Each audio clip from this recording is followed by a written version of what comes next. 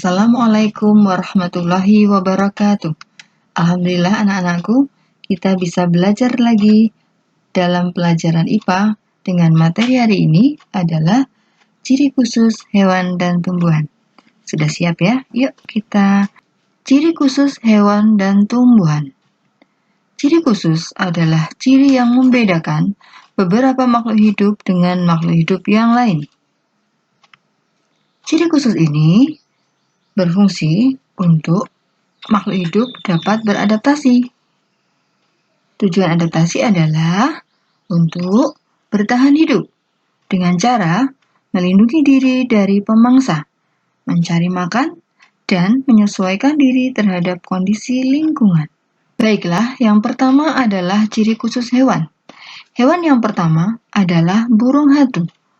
Burung hantu mempunyai mata dan pendengaran yang tajam. Fungsinya untuk menangkap mangsa. Sedangkan sayapnya terdiri dari bulu-bulu halus.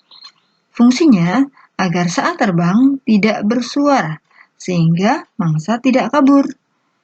Di sekitar mata terdapat plat pengumpul suara, membantu mengarahkan suara masuk ke dalam telinga. Hewan yang kedua adalah kelelawar. Kelelawar mempunyai kemampuan ekolokasi. Fungsinya adalah untuk mendeteksi benda di tempat yang gelap, untuk mengetahui arah terbang dan keberadaan makanan. Kelelawar juga mempunyai sayap dari kulit tipis yang membentang antara tulang-tulang jari, dan tulang lengannya mempunyai ibu jari.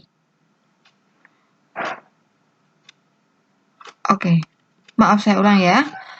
Yang kedua tadi, ciri khususnya adalah mempunyai sayap dari kulit tipis yang membentang antara tulang-tulang jari dan tulang lengannya. Nah, ini adalah berfungsi untuk terbang. Sedangkan ciri khusus selanjutnya adalah mempunyai ibu jari. Fungsinya adalah untuk mendaki di pepohonan dan bergantung dengan posisi badan terbalik. Baik, yang hewan ketiga adalah bunglon.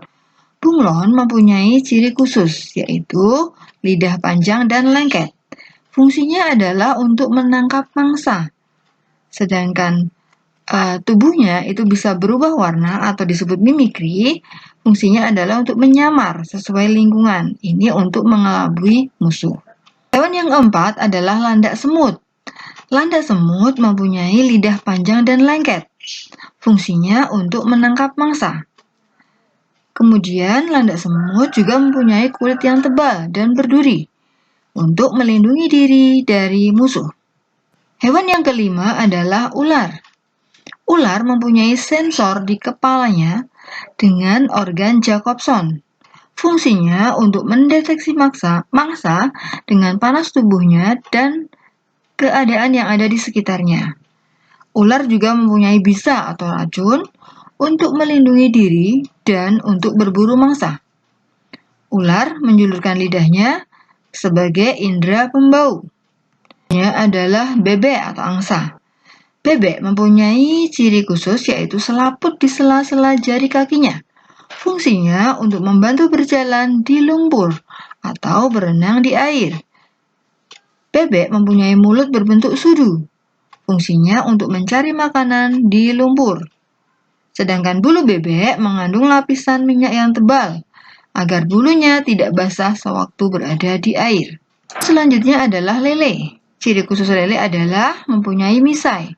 Fungsinya untuk mendeteksi keadaan sekitar pada saat di tempat keruh atau berlumpur. Badannya berlendir untuk memudahkan berenang di lumpur, serta memiliki labirin yang berfungsi untuk bernafas di lumpur. Yang kedelapan adalah cicak. Ciri khususnya adalah autotomi, yaitu memutuskan ekornya. Fungsinya adalah untuk mengelabui musuhnya. Kemudian ciri berikutnya adalah mempunyai perekat di kakinya dan beralur paralel agar tidak jatuh saat merayap di tembok. Cicak mempunyai lidah panjang dan lengket. Fungsinya untuk menangkap mangsa, yaitu mempunyai punuk Fungsinya untuk menyimpan cadangan makanan dalam bentuk lemak. Unta mempunyai bulu mata yang panjang dan lentik untuk melindungi mata dari debu. Seperti kita tahu, unta hidup di padang pasir yang banyak debunya. Kemudian, unta mempunyai bentuk kakinya yang lebar dan panjang agar tidak mudah terperosok ke dalam pasir. Kakinya memiliki bantalan, melindungi kaki dari suhu padang pasir yang panas, ya. Kita ke ciri khusus tumbuhan. Tumbuhan yang pertama adalah enceng gondok. Ciri khususnya adalah batangnya menggembung atau disebut batang semu. Terdapat rongga-rongga yang berisi udara. Fungsinya untuk membantu mengapung di air untuk pernapasan. Kemudian ciri yang kedua untuk enceng gondok adalah memiliki akar serabut untuk keseimbangan agar tidak tenggelam. Ini adalah kaktus. Kaktus mempunyai daun berbentuk duri, bukan daun berduri ya, daun berbentuk duri. Fungsinya untuk mengurangi penguapan. Batangnya menggembung berisi jaringan spons untuk menyimpan cadangan air. Sedangkan batangnya juga mempunyai lapisan lilin yang tebal untuk mengurangi penguapan. Akarnya panjang dan kuat untuk mencari cadangan air dari dalam tanah. Selanjutnya adalah Venus atau flytrap. Ciri khususnya adalah mempunyai daun berbentuk engsel. Fungsinya untuk menangkap mangsa.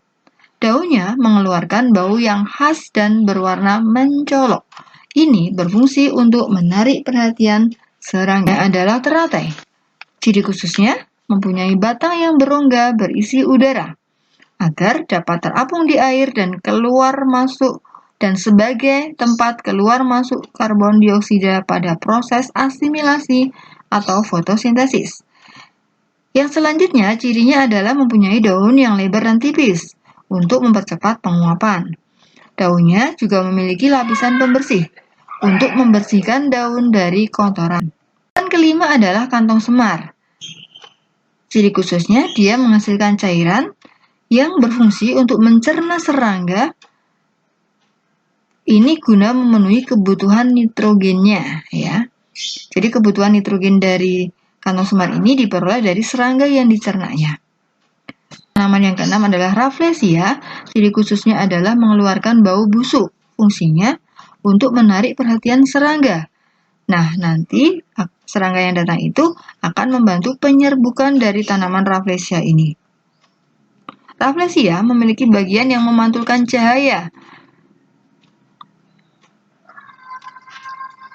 Ini untuk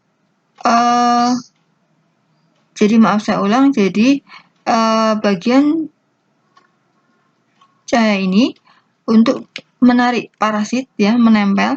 Nah, ini untuk memenuhi kebutuhan hidupnya. Hanya sampai 6. Jadi anak-anak, demikian anak-anak pembelajaran IPA hari ini. Sampai ketemu lagi dalam pembelajaran selanjutnya. Tetap sehat dan tetap semangat. Nanti akan ada latihan dalam Google Form, silakan diisi, ya. Sampai di sini dulu Bu Indra akhiri. Wassalamualaikum warahmatullahi wabarakatuh.